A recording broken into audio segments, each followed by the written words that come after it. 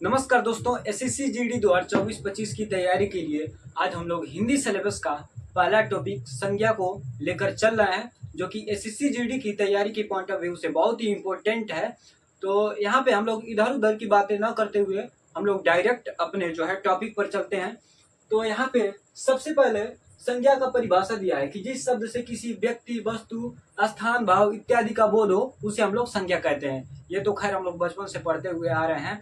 अगर कुछ देर के लिए हम लोग परिभाषा से हट कर देखें तो अभी हम जिस रूम में हैं यहाँ पे बहुत सी चीजें जैसे रखी गए हैं, जैसे कुर्सी, टेबल, फैन, कूलर, लाइट इत्यादि। तो ये सभी संज्ञा के अंतर्गत आते हैं। यहाँ पे दिया है कि व्यक्ति, परिभाषा में पहले व्यक्ति दिया है, यानी व्यक्ति के अंतर्गत जैसे राम, श्याम, गीता, मोहन ऐसे करके। और यहाँ पे अगला दिया है वस्तु। वस्तु में वही टेबल, चेयर, बेंच, कुर्सी। और दिया है स्थान। स्थान में जैसे मुंबई, पटना, दिल्ली।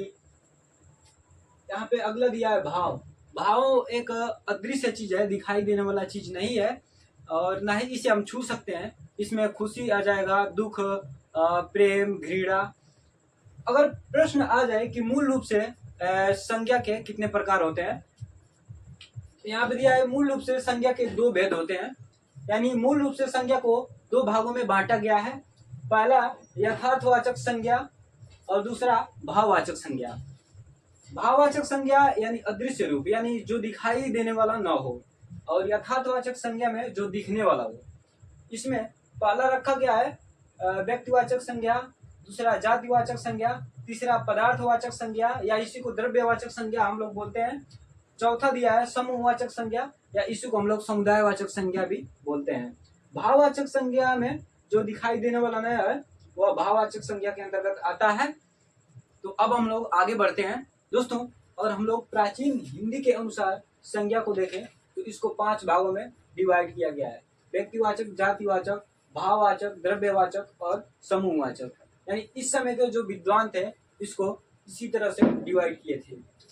और आधुनिक हिंदी के अनुसार अगर देखें तो इसको 3 भागों में बांटा गया था। यानी इस समय के जो विद्वान थे इसको 3 भागों में बांटे थे। पहला व्यक्तिवाचक संज्ञा, दूसरा जातिवाचक संज्ञा, तीसरा भाववाचक संज्ञा। और यानी जातिवाचक संज्ञा के अंतर्गत द्रव्यवाचक संज्ञा और समूहवाचक संज्ञा को रखा गया है। यानी जातिवाचक संज्ञा का ये द्रव्यवाचक संज्ञा और समूहवाचक संज्ञा का जो है भेद मान लिया गया है। दोस्तों अब हम लोग व्यक्तिवाचक संज्ञा को देखते हैं। तो यहाँ पे दिया है कि जिस शब्दों के द्वारा व्यक्ति या वस्तु के नाम का बोध होता है उसे हम व्यक्तिवाचक संज्ञा कहते हैं। जैसे में दिया है गंगा, तो गंगा जो है एक नदी का नाम है। तो एक नदी जो है उसका गंगा नाम है, तो व्यक्तिवाचक संज्ञा का अंतर्गत आ जाएगा। यहाँ पे दिया है श्याम। श्याम एक लड़के का नाम है, तो वह एक लड़का जो है उसका श्याम जो है नाम बता दिया गया है, तो वह व्यक्तिवाचक संज्ञा के अंतर्गत आएगा। वैसे ही राम, रामायण, लखनऊ, लखनऊ एक स्थान का नाम है, तो वो भी व्यक्तिवाचक संज्ञा के अंतर्गत आएगा। दूसरा दिया है जातिवाचक संज्ञा। जातिवाचक संज्ञा का परिभाषा दिया है कि जिन शब्दों से किसी व्यक्ति या वस्तु की पूरी जाति का बोध होता है उसे हम लोग जातिवाचक संज्ञा कहते हैं। जैसे में दिया है गाय, तो गाय यहाँ पे सीधा लिख दिया गया है, यानी गाय जातिवाचक संज्ञा के अंतर्गत आएगी। यदि इसका जो है जाति बता दिया गया होता कि साहिवाल, जर्सी, फिजिशियन आदि, तो वो अगर उसका जो है जाति बता दिया गया होता तो वह व्यक्तिवाचक संज्ञा के अंतर्गत आता। ऐसे ही पेन है। पेन अगर यहाँ पे डायरेक्ट पेन लिखा गया है यानी वह जातिवाचक संज्ञा के अंतर्गत आएगा। यदि पेन का जो है कंपनी बता दिया गया होता कि यह बालाजी कंपनी का है, विनिक्सटेन कंपनी का है, तो वो व्यक्तिवाचक संज्ञा के अंतर्गत आता। लेकिन सीधा पेन लिखा है तो जातिवाचक संज्ञा के अंतर्गत आएगा। ऐसे ही कुत्ता, ये लड़का, लड़की, शहर।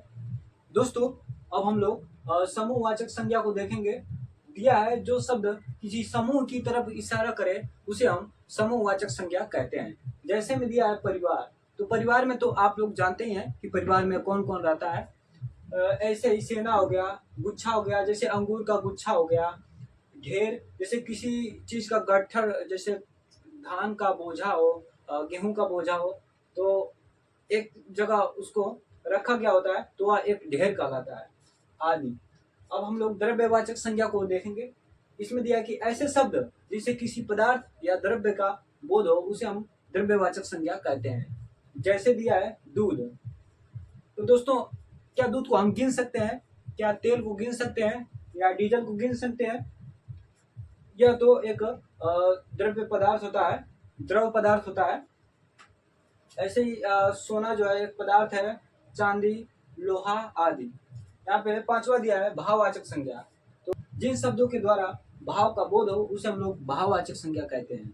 जैसे यहाँ पे भाववाचक संज्ञा एक दिखाई देने वाला चीज नहीं है और न ही इसे हम छू सकते हैं। जैसे में दिया है सुख, दुख। कोई व्यक्ति बहुत ईमानदार है या कोई व्यक्ति बहुत बेईमान है या कोई किसान है जो बहुत मेहनती है आदि। तो दोस्तों, आज के लिए बस इतना ही। मिलते हैं किसी और वीडियो में, तब तक के लिए जय हिंद।